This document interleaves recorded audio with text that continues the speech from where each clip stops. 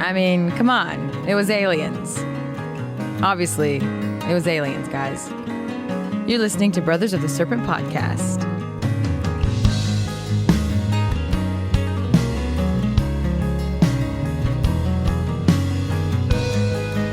And welcome back, ladies and gentlemen, boys and girls, angels and demons and monsters and serpents to Brothers of the Serpent podcast, coming to you not live from the 10 by 10 by 10 tangent cube of science, nestled amongst the dusty bones of an ancient seabed high atop the Edwards Plateau. Is that door shut? Yeah, and I'm breaking the cardinal rule of podcasting. All right. Having a glass of wine At the beginning on of the segment show. 1. Get ready, folks. So we're taking a break from the book report this week. We have a lot of things to report here. So first of all, we'll say congratulations to our buddy Ty. Who Yeah, buddy. Many of you probably know from us mentioning him on the show. He was a first call-in, first-time caller, long-time listener, first-time caller. That's right. Only caller ever. Except for Randall. That's right. Yeah, that's right. Randall is a... but yeah, so he got married. He and we, of course, attended the wedding and had duties, and Kyle was Rock like... and roll. Yeah, Kyle was like in the wedding party, plus we played music, and so we did that. Threw down. Yeah. It was a lot of fun. Yeah, it was. Yep. And Lisa is really awesome. Yes, So good. she is. And yeah, I think we talked about the engagement party on the show too. So it happened, folks. Yeah, that's right. And the other thing I want to mention, I want to give a shout out to our buddy John Brzezinski. He's godfather to Soul, Kyle's child, and he passed away. When was it? Like this past week? Or the week before? Like a week ago, Yeah. Saturday. Yeah. John was amazing. Awesome photographer. I knew he was a photographer, but I hadn't really seen, the genius of his prints until we were over at their house the other day after the funeral. And his wife was showing us some of the prints that he got, this really awesome printer. And God, the captures he got I mean, just amazing. Also, great musician, also like a guitar tech. So like he many of you may have seen the guitars that are sometimes hanging in the back, on when we do video shows or when we're on Cosmographia. And I've seen lots of people ask, what is that? Is that a P90 on that? Yeah, that American Telecaster has a P90 pickup on it and a Seymour Duncan quarter pounder that John, he just basically, he threw that thing onto his countertop and took it apart and then grabbed a router and just right in the kitchen, just routed out the hole for the pickup. It scared the crap out of me. Yeah. But yeah, he was great. He knew everything about like all the technical details about the components that go into the electronics of a guitar, where they were manufactured and why the better ones came from this manufacturing plant in Korea and where they source their copper and all that. It's just crazy. And, most people that knew him probably didn't even have any idea that he knew anything about guitars, but he had awesome amps and guitars. And every time we'd go over there, he'd be like, "Hey, come to the back room, check this out." Yeah. And and he liked to crank it to 11. Oh yeah, he was always cranked to 11. I could barely jam the way he'd turn it up, and I'm like, I don't know, man. I'd turn the volume knob on the guitar to like 2. Yeah, he was great. Great cook. Yep. Great photographer. Excellent coffee. Family man. He was a coffee aficionado. Great builder. Yeah. He was an amazing carpenter and loved fast cars and That's right. He's also loud a car guitars dude. and just loud guitars and fast cars. and guns. Yes, lots of guns. Yeah. Great guy, and we're gonna miss him. That's right. So yeah, shout out to you, John, wherever you are on your next adventure. And to the family. And to the We family. love all of you. Yeah. So what else do we have? We have any agricultural update? The farm is mud. That's right. That's all. It's That's right. That is all. A lot of rain here recently, folks. The pond is full. That's right. Yeah, and I guess the trees. Oh, dang it! The trees out in the other place where we planted the olive trees, they didn't do too well in the freeze. So we'll see what happens with that. I don't think they completely died, but yeah, they definitely froze above ground. So we'll see how that goes. Saved them from the ants, but we couldn't save them from the weather. Yeah. Yep. Yeah, so but yes, you're right, everything is mud. So I guess that's we're done with the agricultural update. So let's go ahead and do space weather news. Less mud in space. From spaceweather.com, all quiet alert. Yesterday's weak CME impact barely disturbed Earth's magnetic field. Today, quiet has resumed. No geomagnetic storms are expected for the next 3 days. And also, there's an article here on noctilucent cloud season that is getting longer. NLC season is getting longer. New data from NASA's AIM spacecraft show the first NLCs of summer have been trending earlier since the spacecraft was launched in 2007. Interestingly, the season is not also ending later. It still stops in August. Nevertheless, the early start is giving skywatchers an extra 5 days a year of noctilucent clouds. In recent years, NLCs have spilled as far south as Los Angeles and Las Vegas, setting records for low-latitude sightings. And mid-June to July is when the clouds are most widespread, so observing tip, look west 30-plus minutes after sunset. If you see luminous blue-white tendrils spreading across the sky, you may have spotted a noctilucent cloud. So, man, if it's all the way to Los Angeles, I wonder if we could see them down into Vegas. Yeah, we should be. Yeah. Should be able to. Oh, yeah. What's the conditions up there? All right. Current conditions. Solar wind speed 308.7 kilometers per second, and the density is 13.5 protons per cubic centimeter. Current sunspot number is 30. Neutron count is 9.3% above the space age average. And KP index is 0 right now, which is rated as quiet, and the 24-hour max was 3, also quiet. So there you have it. All right. Thank you. So I have this this solar cycle story. It's very long, but I kind of want to read it. Yeah. I've got a couple of other stories too, but I mean, this is a kind of a long one, and I was thinking maybe I'll put it off, but Go for it. yeah, I think I should go for it. Let's hear it. So this is from space.com, and hopefully I don't get all the pop-ups and stuff that mess me up. So apologies in advance if that happens. Solar activity refers to the state of the sun's magnetic field and associated phenomena. Sunspots, flares, solar wind, and coronal ejections. During periods of minimal solar activity, such events are often uncommon and weak. During solar maximum, they're at their strongest and most frequent. Magnetic field fluctuations on the sun can happen on drastically different timescales, ranging from seconds all the way to billions of years. When astronomers speak of the slowdown or a period of quiescence in the sun's activity, it doesn't mean that the sun will stop shining, but that there's a slowdown in activity. The sun has one particular rhythm lasting approximately 11 years in which its polar magnetic field flips polarity. Sunspots serve as an indicator of this change. Indeed, it's often known as the sunspot cycle. Although sunspots themselves were first observed in detail by Galileo, Christoph Scheiner, and others from 1609 onwards, according to the British Library, the cyclical nature of their appearance and disappearance was first noted in 1775 by Danish astronomer Christian Horebo. It was then rediscovered in 1843 by Heinrich Schwab. In 1848, Swiss astronomer Rudolf Wolf used Schwab and others' results, as well as performing his own observations, to calculate the 11-year cycle and a mathematical method to count the number of sunspots. This so-called Wolf number remains in use today, according to the National Oceanic and Atmospheric Administration. Many other astronomers at the time either independently observed this cycle or were inspired by the results of others. Wolf's own calculation of the 1755 to 1766 sunspot cycle was labeled as the first, and each sunspot cycle since then has been progressively numbered as such.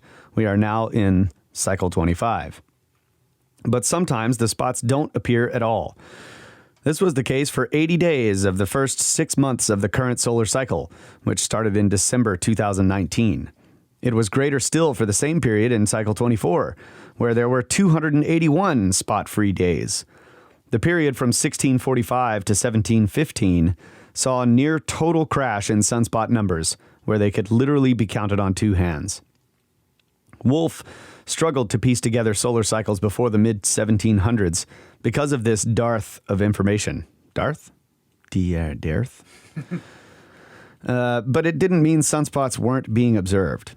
Many distinguished astronomers of the age, such as Giovanni Cassini, continued to make observations. This 70-year solar lull was later noted by German astronomer Gustav Sporer, which then later inspired the British-Irish husband and wife team Edward and Annie Maunder. The period has since been named the Maunder Minimum, according to Encyclopedia Britannica. There have been other lulls before and since, such as the Sporer and Dalton minima. However, Madhulika Gutakarta, a heliophysicist at NASA speaking in a personal capacity, questioned how the technology available then affected observations. Quote, during the Maunder minimum, when we could not detect any sunspots, the question remains, how well could we detect very faint sunspots then or even now? End quote. We don't know and have no measure of that. The uncertainty associated with detecting no sunspots is much harder than counting them during solar maximum, right? So during the Maunder minimum, I think is what they're saying, is people were saying there were no sunspots, but other people were still observing them. So that like some people could see them, some people couldn't. They're real small, and like maybe short-lived. Atmospheric, yeah. But during solar maximum, it's a much easier to count, right? Because there's, you may not be worried about such tiny little fluctuations or something. I don't know. That's the idea I got. Or you're missing the small ones during the maximum. Maybe is so. what I was also thinking. Yeah. So in 2020, cycle 25 had 80% more sunspots overall than the equivalent period for cycle 24, suggesting that the current cycle may in fact be stronger rather than weaker. The International Solar Cycle 25 Prediction Panel said in September 2020 that they expect cycle 25 to be about as strong as cycle 24. Has the consensus changed since then, or is it still the same?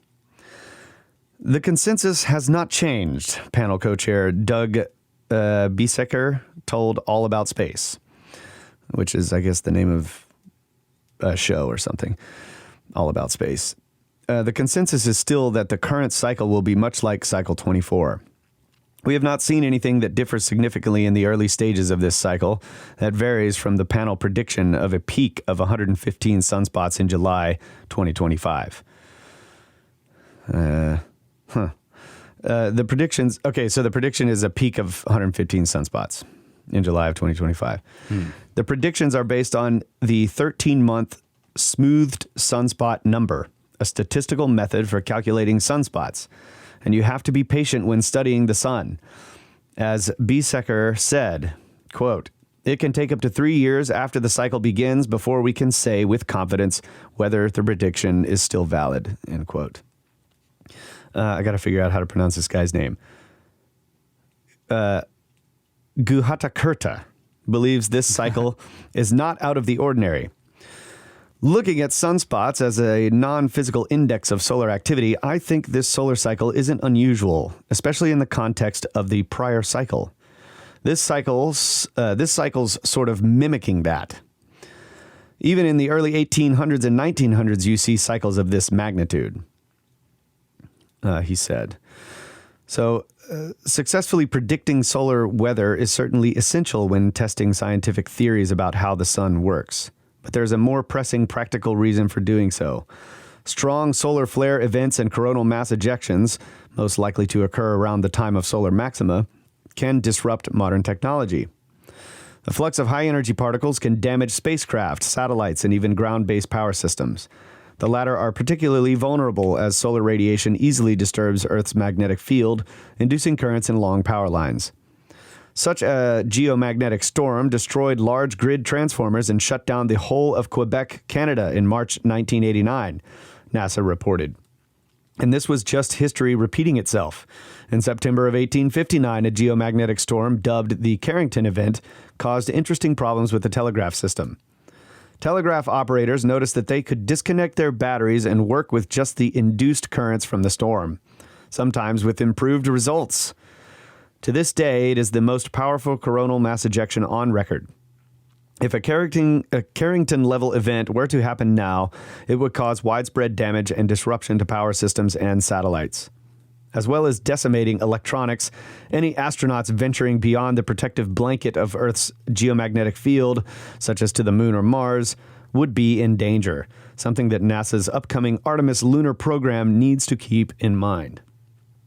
Considering the stakes, coupled with the fact that the sun is such a complex system, there must be another way to glean information about its future behavior besides sunspots. Other tried and trusted methods exist, but there may well be another arrow in the quiver. A US and UK team led by Scott McIntosh of the High Altitude Observatory at the National Center for Atmospheric Research in Boulder, Colorado, has looked at a phenomenon related to sunspot activity.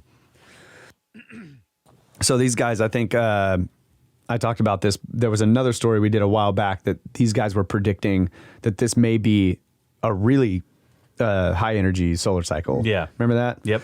So they have a totally different way of predicting. So they're going to go through that again. Okay. Using data from sources such as NASA's Solar Dynamics Observatory, the team looked at extreme ultraviolet and X-ray flashes in the solar corona. These so-called bright points in the sun's atmosphere correlate with large areas of material flowing in the sun's interior, which rotates faster than surface plasma, similar to rates seen for sunspots. Robert Lehman of the University of Maryland likened it to helium balloons being dragged along by weights attached to the bottom. Such a study is potentially more useful than the sunspot cycle as it shows magnetic polarity. In the 19th century, Richard Carrington and Sporer both discovered sunspots appearing at different latitudes during different points in the solar cycle, starting at mid-latitudes and migrating towards the equator at the end. Plotted against time, this leads to a distinctive butterfly diagram. But in the early 20th century, American astronomer George Ellery Hale proved the importance of solar magnetism by showing how a complete polar flip actually spans two sunspot cycles. A flip, then a flip back. According to NASA, this 22-year Hale cycle is what McIntosh's team looks at. The bright points are markers of Hale cycle magnetic bands in the graph that I'm not able to see somehow. This begs the question of why the wider solar scientific community doesn't make for more use of such observations in this way. Folks have made use of this in the past, calling them ephemeral active regions. But predominantly they are locked into the big white whales of solar activity, sunspots, McIntosh said. Just like sunspots, the magnetic bands travel the latitudes of the sun to meet at the equator, annihilating in what McIntosh calls termination events. Remember this? Yeah. So yeah, they start at the higher latitudes, the sunspots do, and they're moving down, and then when they get to the equatorial region, they annihilate. But the sunspots are driven by those magnetic field bands. Yeah. So they're secondary effects, is basically what the McIntosh team is saying. Yeah, that's right. Yeah. So McIntosh's team uses these termination events to identify complete 22-year magnetic cycles, as well as the 11-year sunspot cycles of the past. Using these alongside predictions made for a 2020 Terminator event, the team predicts that solar cycle 25 will, in fact, be strong. In marked contrast to scientific consensus, they say it will be among the strongest ever recorded. Okay, so we have a test coming up of the two methods. That's right. Nice. Because the sunspot guys are like, this is going to be weak, Or it's going to be the same as last year or the last yeah, one. And okay, well let me finish the story. All right. Biesecker is supportive of the team's approach. Quote, the work from McIntosh et al. Is very intriguing. It would be very exciting to have their prediction come true, as it would help teach us about how to better predict future solar cycles, end quote. But he does have a caveat. The McIntosh technique has yet to make a true prediction. That is, one for which there is no knowledge of the future. It's very difficult for a panel to give much weight to a technique that is new, which has never made a prediction that can be tested. He says other more traditional methods continue to be used, as they have been successful in the past and are better known.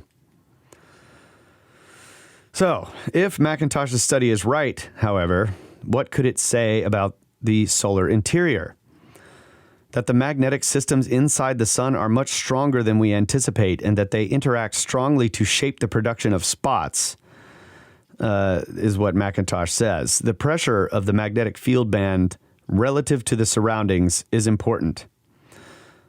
And McIntosh says, my sense is that the sun really wants to be balanced, and that we see in terms of sunspots, and what we see in terms of sunspots is the result of imbalance in that pressure, globally, locally, and longitudinally.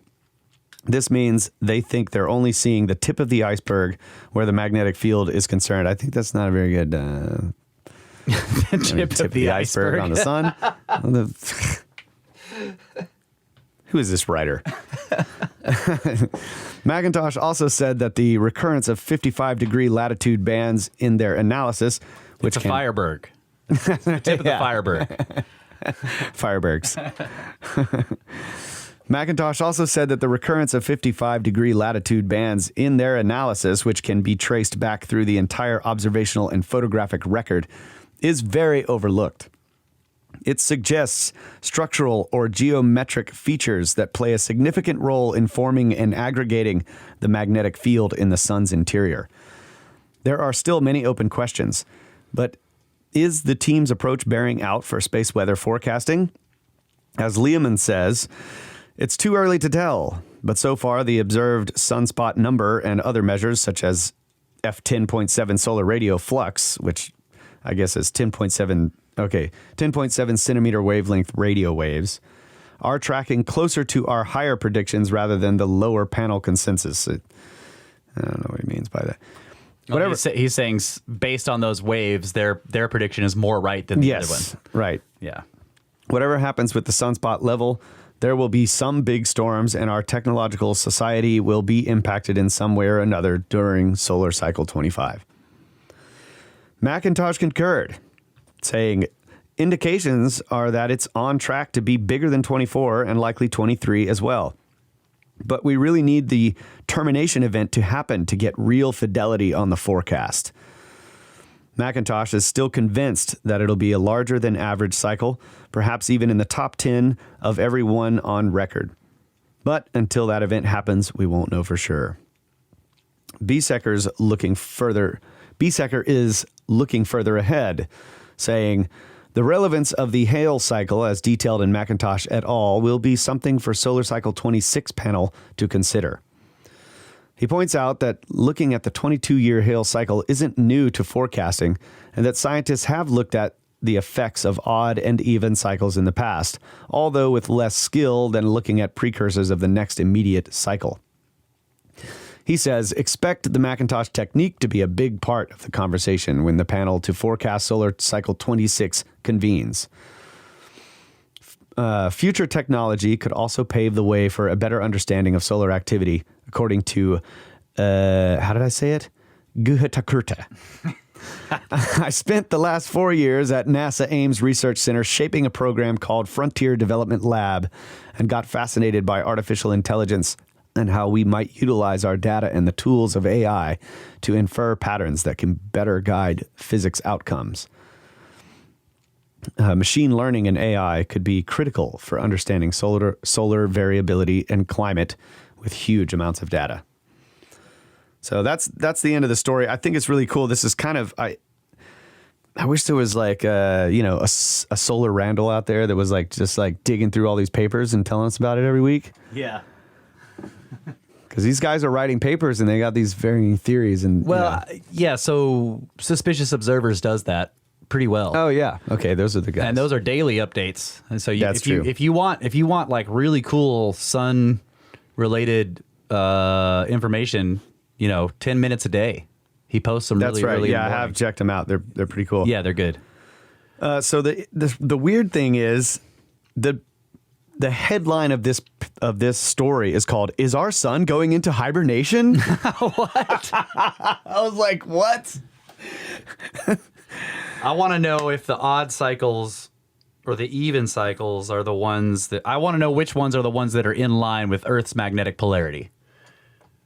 Because that's a big so like if so let's see if I can look Well, it up. you have. I see what you're saying. Yeah, because you'll have two. Well, they're both in a way because the two bands, the band coming from the north, its southern part, say is positive, right? Mm-hmm. That's the positive polarity of its southern part of the band. The northern part of the band is a negative polarity. Yeah. I think. Okay. Right? Because the band is positive. So it's and not negative. a simple polarity like the Earth has it goes along. Well, the axis. that's the way they annihilate, right? Yeah. And then the band in the southern hemisphere that's coming north, its northern part is positive, so the two positives hit each other and annihilate. Okay. No, positive and negative. It has to be positive and Okay, negative, yeah, yeah. you're right. Dang it. Yeah, because the Yeah. positives one, if they were both positive, They would reinforce. That's Yeah. right. So yeah, they are. You're right. So then the one band on the northern hemisphere will be positive.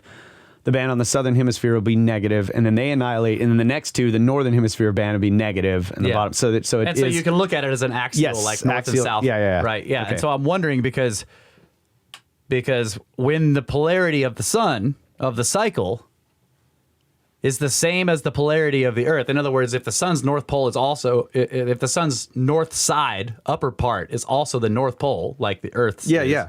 I understand what you're saying. then it lines up with the Earth's magnetic field, and it's easier for these events to penetrate our field because everything's in line.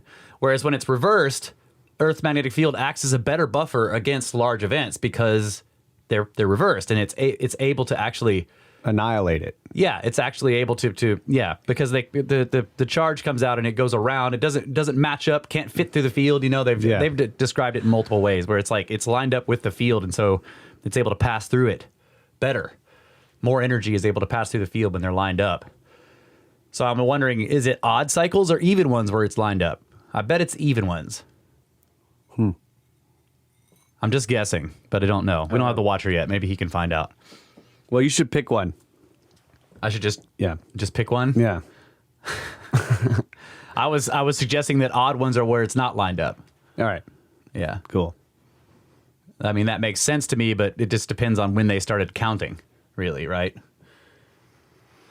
Yeah, I guess so. Or maybe they consider the polarity. Yeah, I don't know. I mean, in my mind, I'm like, when the numbers are even, that's when it lines up because everything's even. Okay. And when it's odd is when it's opposed, right? I just don't know if that's how they set it up.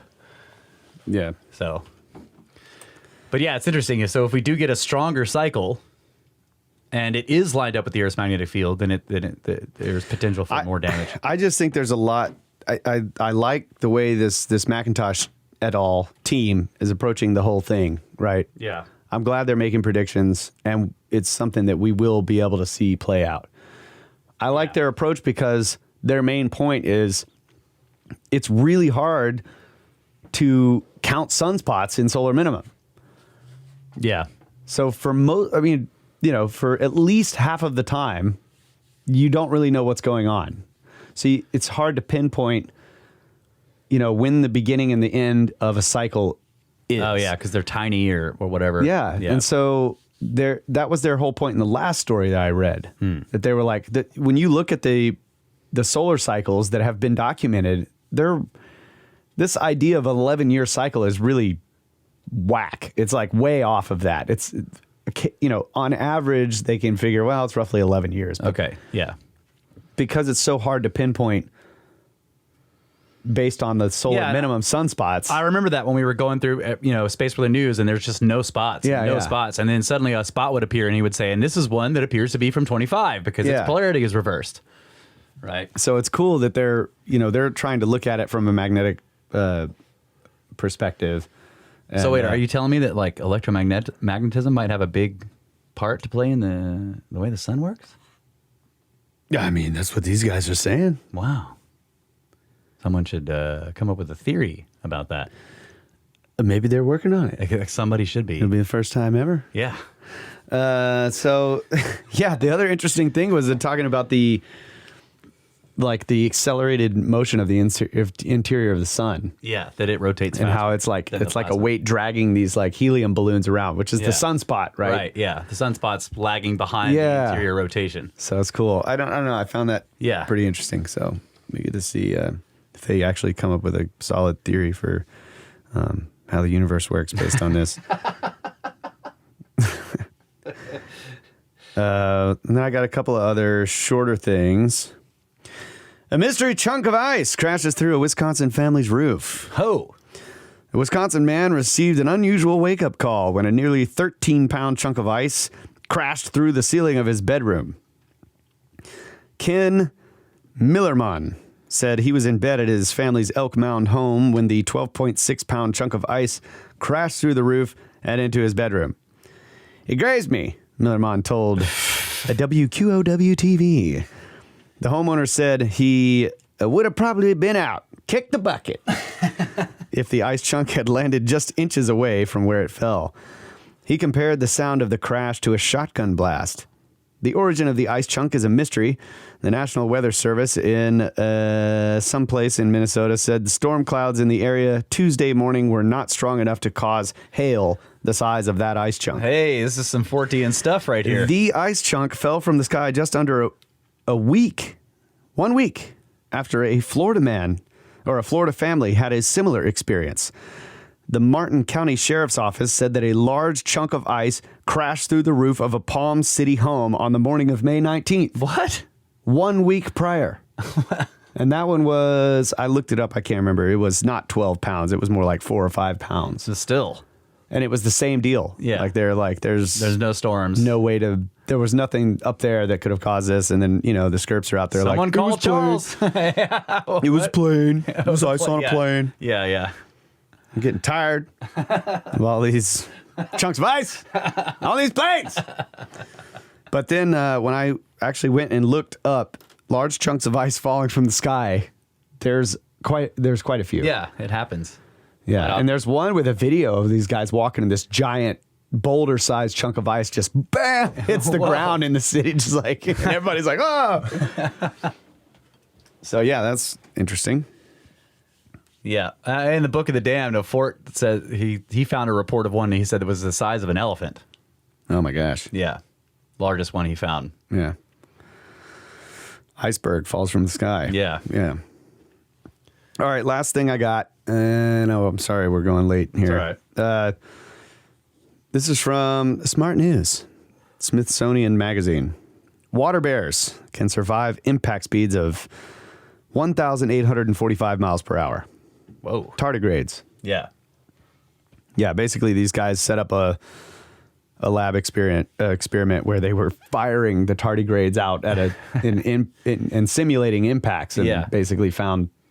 So you cover the bullet with them and shoot it out or something? I guess.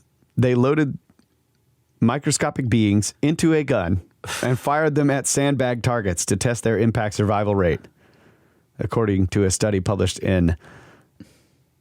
Man, I wanted to come up with a really witty name for this this journal, but it didn't happen. Astrobiology.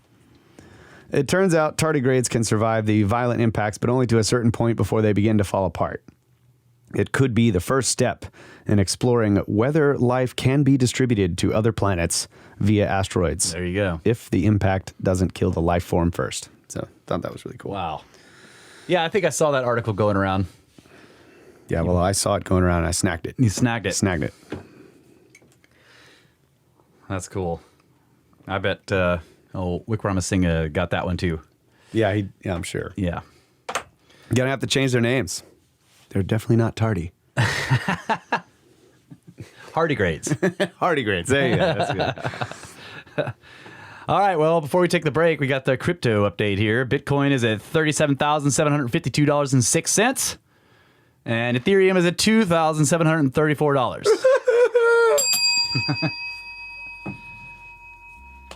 I'm still doing good. My portfolio is fine. I mean, it has dropped, but I'm definitely not in the red. I'm not in the red yet. Yeah. Alrighty. We'll be right back. That's right.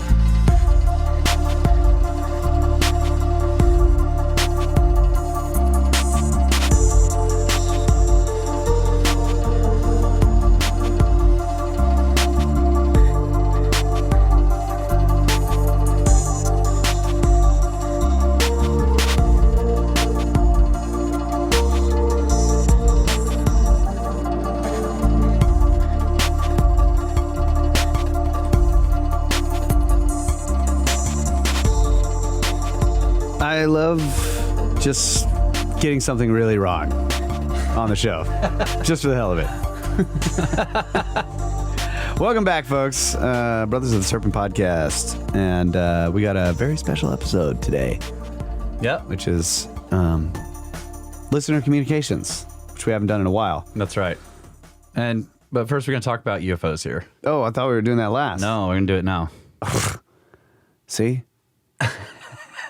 Making I just did it again. Well, yeah, I figure we'll do this first, and then the rest of the show will be the listener communications. Because I don't know how long this is going to go. Probably not long. First thing I want to say is I read the new Valet book, Trinity. So there's some doubts about whether or not this is the book he intended to publish, because it was kind of weird. It was like he was going to publish, and then suddenly it was like the book was pulled and the name was changed, the art was changed, and a co-author was added. And so there was people wondering, sort of, it was kind of going around. People were wondering if that he's trying to do something in concert with what people feel like is sort of a disclosure thing that's happening right now with the Pentagon and UFOs and the ATIP program and all these videos that have been coming out. The stuff that's been happening basically since around 2017. I guess people are putting the marker on it as 2017 because that's when the first New York Times article came out that sort of brought this back out into the mainstream. Now, I say, people are saying, oh, it's out in the mainstream. It's been in the mainstream many, many times throughout the history of the modern UFO thing, and it sinks back away. But plenty of times in the history of this, mainstream has taken it seriously, but it always goes back into the Chuckles and Cue the X-Files music style treatment eventually. So this is just a new wave of mainstream treating it seriously in concert with what's happening with people discovering that the government has been taking it seriously, which I'm sure they've been taking it seriously the whole time, but it's been hidden for the most part. But I'll come back to that with stuff that's happening with that. But anyway, the Valet book I read, and I was, number one, to me, Jacques Vallée really is my go-to source for the UFO stuff because I feel like he approaches it the right way. I'm not saying that other people are wrong in their approach, but maybe I should say what I like is I like his approach. And his approach is kind of how we try to approach things here on Brothers of the Serpent, which is you start from an understanding of your total ignorance, and Valet is basically like, look, we can't even, what people call the ETH, the extraterrestrial hypothesis. He's like, that's taking it steps too far. We don't actually know what this phenomenon is. All we've been able to identify is that there's something happening, and it seems to have a physical component, but it also has a psychic or psychological component, and a consciousness component, and possibly all three of those things are the same thing, but they're terms that are they're separate terms, but they're sort of trying to describe the same thing. And another component may be what could be described as spiritual, because it changes people permanently. And that's another thing I'll come back to. So for now, let's talk about the new book, Trinity. First, I want to say that that's the way I look at the 411 thing, too. Yeah. It's just like, I'm not ready to jump to the conclusion that there's like creatures out there snagging people. Absolutely. But there's definitely something Yeah. strange. Something is going happening. on. Yeah. I agree. You can't say creatures. And I'm not even going to say that all of those cases are connected. Right? Yeah. Like same with the UFO phenomenon. Right. Like maybe these aren't actually all connected. Yeah, absolutely. I don't know. But there is something strange. Definitely. Yes, absolutely. So the new book is a in-depth case study of one particular case. And this isn't necessarily... So I was asked by people, like any new revelations in there? And I was like, to me, yes, because I had never heard of this case. But I'm not nearly as well read as some people are on the UFO subject. I do understand that books have been previously published about this particular case. Those books were published by the person who became the co-author of this new book. Paula Harris, I think is her name. So to me, when I was reading the book, it became clear to me why she was added as a co-author, and I'm not sure why she wasn't. And this is part of why people think this is not the same book. But a lot of the material in the book, at least in the first half, I would say, is material from Harris's earlier interviews with these people about this case.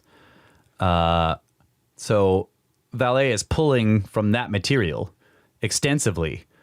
Then they lead into new material that he does in concert with Harris in interviewing these people, asking further questions, trying to clarify the original story. They also find a new witness, which is, as far as I can tell, those interviews have never been published before. They're brand new, and they were doing this work all the way up until 2020. I mean, in the book, he talks about the lockdowns and stuff impeding their progress. So it's recent work, very recent. But the premise here is that there were a couple of kids in 1945. So this would be, I'm not going to get the dates exactly right, but basically, and they were from San Antonio, New Mexico, which to me is like a weird, like a bit of a synchronicity-ish. But San Antonio, New Mexico is a tiny, tiny place. It's like you can't even really describe it as a town. It's got like it has like a one-stop grocery store / bar / I mean, there's one place that's the business in town where everybody goes, and it is everything except the bank, probably. I mean, it's basically all the businesses in one. But it was very near the Manhattan Project sites. And this is why the book is called Trinity, because the place where they detonated the first test bomb was the Trinity site. So San Antonio, New Mexico is like 20 miles-ish from that area. So some of the book is detailing that because this case takes place within a month of that detonation, 2 weeks after the bomb was dropped on Nagasaki. So there's some hints in there about, the idea that the modern UFO stuff began with us detonating nuclear weapons. Now, I know from all of Jacques' previous work that he doesn't necessarily agree with this, that he thinks this phenomenon is much older, but nevertheless, these detonations and the nuclear stuff do seem to interest this phenomenon, whatever it is. But the gist of the story is this. 2 boys, one of them was 7 and one of them was 9. And these are like, they're the families that live in San Antonio, New Mexico at the time. This was a tiny town of maybe, it was like, they described it as being 5 or 6 families total. Now the families are huge, right? But still, it's just a small number of people, enormous amounts of land, desert, scrublands. And they're all ranchers and farmers. So these 2 boys were sent, and these 2 boys are best friends, but they're not from the same family, but they're from neighboring ranches. So the 7-year-old is the one that lives on the ranch that this took place on. And the 9-year-old comes over early in the morning and they saddle up their horses, and at the father's instruction, they go out to look for a cow that they knew was calving, that was giving birth. He's like, ride the fences, go find her. She's out there somewhere. Make sure she's okay. Make sure the calf is okay.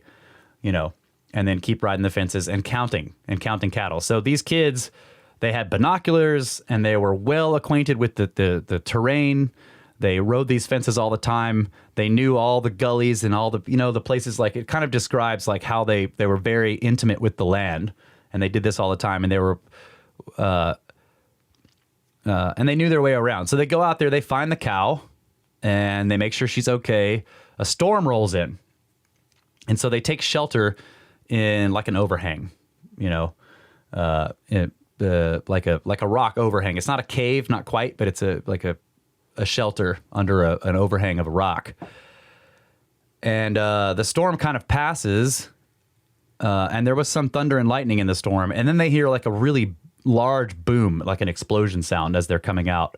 And there's a flash of light and all this stuff. And they basically see something smoking through the sky, after the boom and the flash of light. They see something and they're like, something's going down, and they think it might be a plane. It's not, it looks like it's been damaged. It's smoking. And they see it go down over the top of a hill, and they hear it impact. And they are immediately like, well, we better go check and see if anybody needs any help. Okay. So they make their way over there, and of course there's smoke, and whatever the crash is, it sets stuff on fire. And they describe it as the mesquite is burning, and it's real smoky. And I mean, we've burned mesquite. It makes a lot of smoke. And so they're having to be careful, and they have to leave the horses behind because the horses are freaking out. But they find a long trough in the ground, like it carved this pathway, and then there's a sharp turn as it was going down basically an arroyo or a canyon, and it makes a sharp turn at the end. And when they come around the turn, there's all this smoke, and they're coughing, and they can't really see very well. But eventually the smoke clears, and they see this craft, and the craft appears basically undamaged, except for there's a hole in the side of it, and they describe the hole as being symmetrical, like it may not have been damaged from the impact or the crash itself, but actually a door that was open.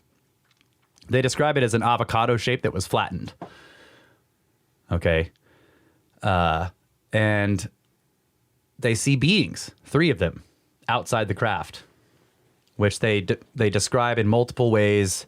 They call them little men, hombrecitos, right? Little men.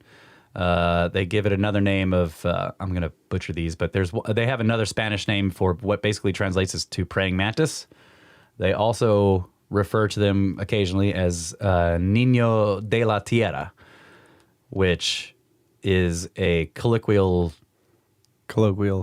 name for what's called a Jerusalem cricket, which is a gigantic cricket. But I was looking at that, and I was like, this, I looked up the... Sounds like of the mountain. Child of the earth. Child of the earth. What it translates to literally. Yeah, that's right. Yeah. Tierra. Yeah. Niño de la Tierra, child of the earth. So they said that they, and remember, this is a 7-year-old and a 9-year-old. Okay. So immediately people have already said, well, these were kids. They're being interviewed when they're in their 70s. So people are like, do they really have good memories of this? I don't know what to say to that. I feel like I have memories when I was that young of impactful things that took place, and I have recounted them to the snake parents and said, is this a clear memory of what I'm like, I remember this thing, it impacted me, and this is what I remember. And they're like, yeah, that's what happened. So you do have, you can have clear memories of when you're that young of things that were that had a strong effect on you.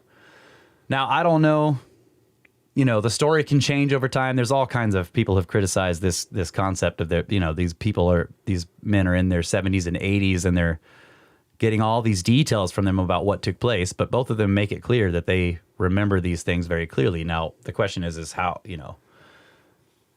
has their memories changed?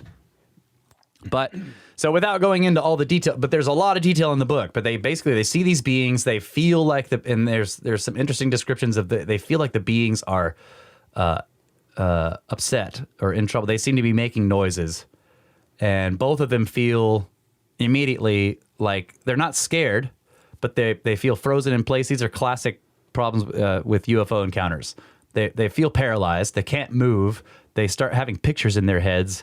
And the pictures they describe as being, it was a catastrophe or whatever. So you kind of get the idea that the beings are out there running around like, oh my God, oh my God, oh my God, we just crashed. And the boys are getting a telepathic sort of thing in their head, like there's just been a catastrophe, right?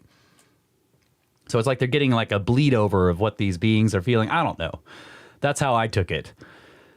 They actually stay out there for a couple of hours watching what's going on. And one of them, the 9-year-old, wants to go to them, and he's like, wait, let's go to them. Let's go help. The 7-year-old's a little too afraid, and he doesn't want to go. So the 9-year-old doesn't go. He won't leave his friend. Then they leave, and they go, and they tell the 7-year-old's father, the one who owns the calf, the cow that they went to look for, that there was a crash. They don't really tell him the details of like the telepathy or, they don't tell him all that stuff. They're just like, look, something crashed out there. And so he gets a hold of the police, and the next day they go out, or maybe it was 2 days later, I'm not sure, but he gets a cop from the town, and they go out there. The boys take them out there to show them where the crash was.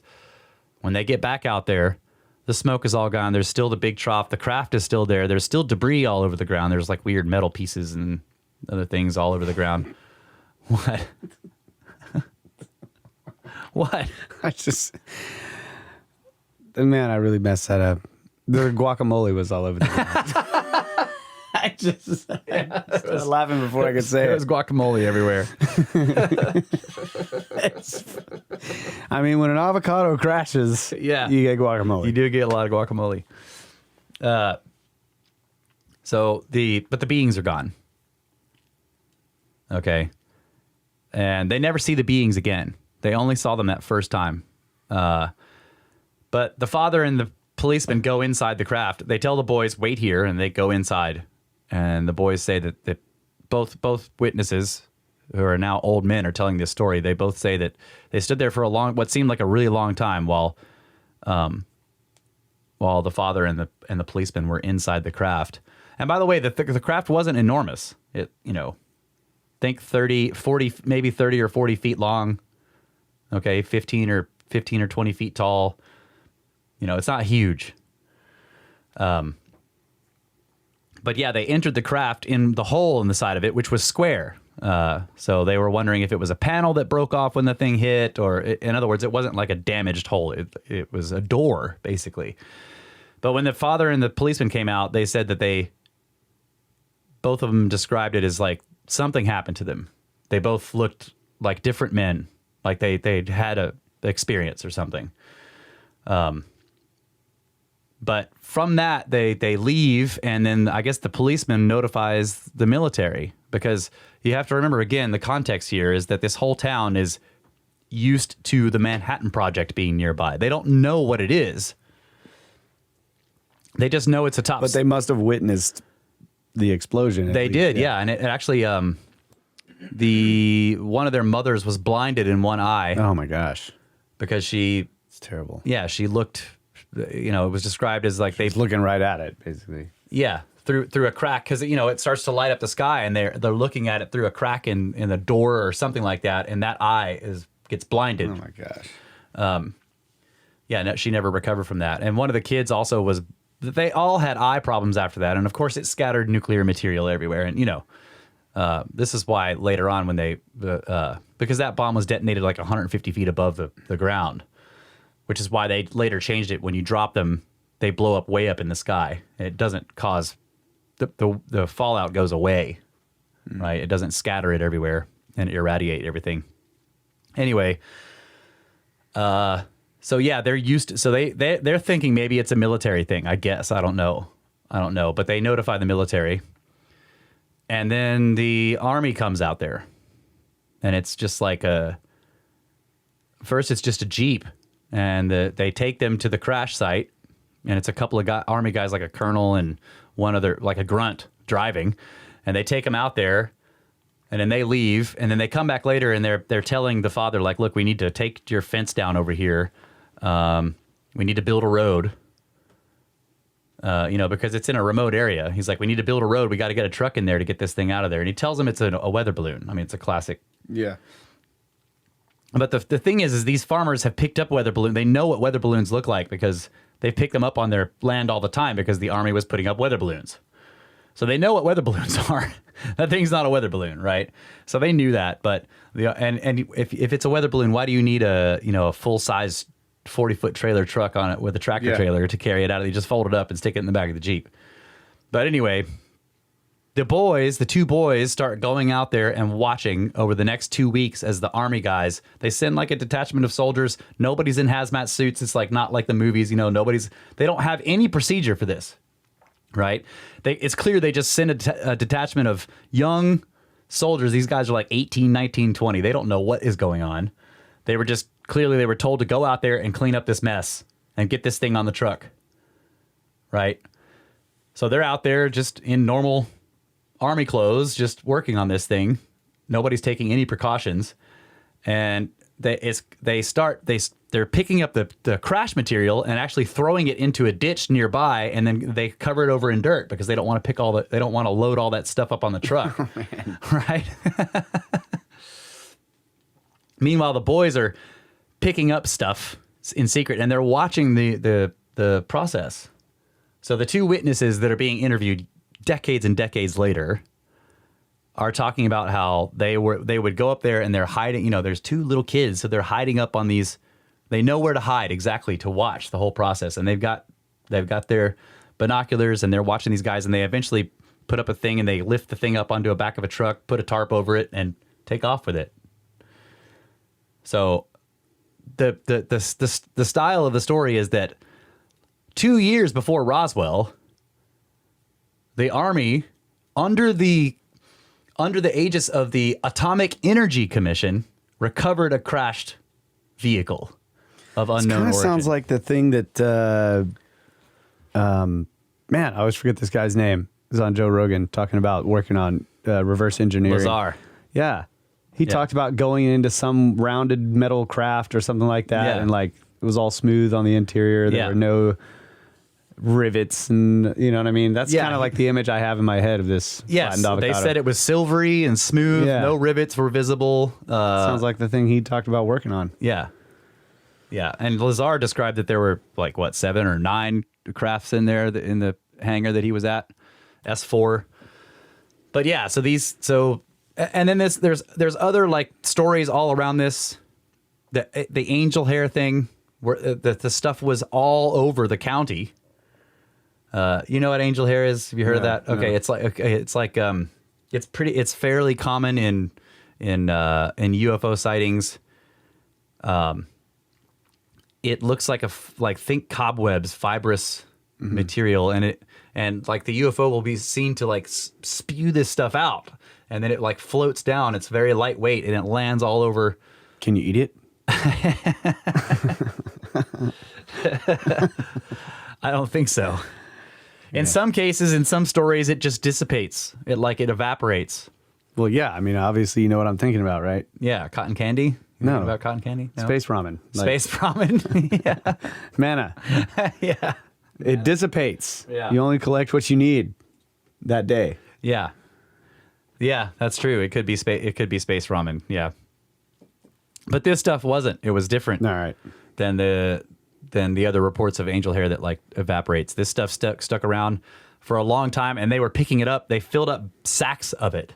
And it also was described as being very irritating to your hands. It would you would play with it and your fingertips would tingle or whatever. Then after a while, you'd find out you have all these little cuts and stuff on the tips of your finger. Wow. It's very thin. It's like fiber optics or something, glass shards or asbestos, some kind of insulation. I don't know. Fibrous insulation. So, and it's funny because they're telling the stories about how they picked up so much of it, and then people use it as Christmas decorations because this is before nobody had power and they didn't have lights, but they could hang it on the trees, and it was this beautiful. It would when you looked at it move, it would shimmer in different colors and stuff. Yeah, that's cool. They were saying that people were putting it in their windows to look like frost. And they actually gave it out. There was so much of it. They collected so much that they were just giving it to their neighbors. Look at this cool Christmas decoration stuff that came out of that freaking UFO. That's weird, man. And some of the book details the search for artifacts. So pieces of this thing went everywhere. And the Army did a kind of a lousy cleanup job. But there's other, There's other aspects of it, like the weird Bureau of Land Management comes in and they keep changing the area where the crash was. You know, it's like somebody is still aware that this happened a long time ago, and they're still, like, over time, they're still working on, like, let's make sure that this is totally covered up. Like, eventually a dozer comes in and completely changes the entire landscape and leaves it to where the ground level where the saucer crashed is like 20 feet below ground. And then they plant poisonous plants over the area. Like all these non-native, very poisonous plants that give people like really bad allergic reactions are planted in the area. And in the book are pictures, like where right in the area where the saucer or whatever, the craft was crashed, there's this circle of orange and yellow plants that are really poisonous, just planted right there. Well, that tells you where it was. Yeah. Maybe. But you can't go in there, though. With a dozer, you can. Yeah, but it's BLM stuff, Bureau of Land Management. You have to get all these permits to get any equipment out there. Because, yeah, they talked about, like, you know, with a backhoe, we could dig down into that where the Army threw all that material if they didn't dig it back out of there. But you'd have to get permits from Bureau of Land Management to take any equipment in there. Night dozen. Night dozen. Anyway, I found the book interesting. He compares it to the Lonnie Zamora incident, which happened not too far away in New Mexico, and of course Roswell, which is also not very far away. So Roswell was another crash of something with very similar described materials, memory metal. You know, like plenty of the witnesses were describing that there were these foil-like pieces of this thing, and you could crumple them up, and when you let it go, it would unfold and flatten itself out. And apparently families around there were picking up pieces of it for years. You know, they'd go out and, like, one girl was describing how her father would go out, and when he'd come back, he'd have a piece of spaceship metal, and they had them sitting around their house. You know, of course, nobody has the houses anymore, and nobody knows that has any of the metal pieces anymore because, you know, they didn't know they were important. Yeah. So part of the book details them trying to track down any remnants of the craft. The only one they end up finding is one that the boys actually broke out of there right before the Army took it away, and they're pretty sure that it was a bracket that the Army installed in order to lift the thing, because there was just a pin that they were able to pop out with a crowbar, but it actually wasn't part of the craft itself. And they do testing on it, and they find out it's an interesting aluminum alloy, but it was nothing that couldn't be made in the time period. And when you look, they have a picture of it, and you can see it looks like a regular like a machined bracket. So, but yeah, no other crash materials from that crash. So anyway, the book was very interesting. I do recommend reading it. I thought for a while, I was like, what is Valet doing here? Like, suddenly he's going full nuts and bolts. Let's chase down crashed flying saucers.